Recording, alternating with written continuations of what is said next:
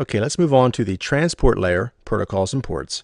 And I want to talk about TCP and UDP.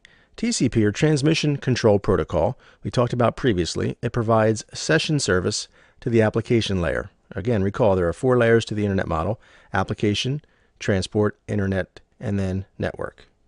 All right, so basically in this instance, it's going to provide that session or that connection-oriented communication to the application layer.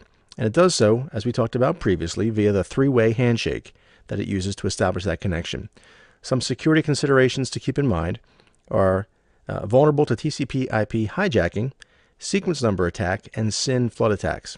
If you'll remember the 3-way handshake that we talked about before, where the initiating client sends a SYN packet or a synchronization packet, the server will send back a SYN ACK, and then basically the client acknowledges the acknowledgement and they start communicating.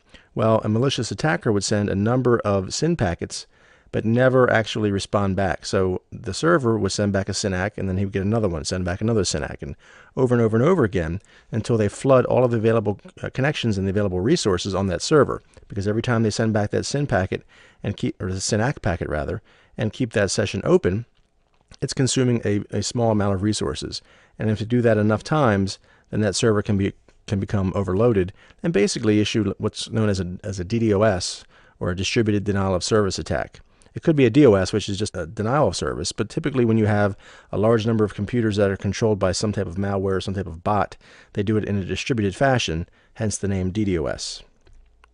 The next one is UDP, or User Datagram Protocol.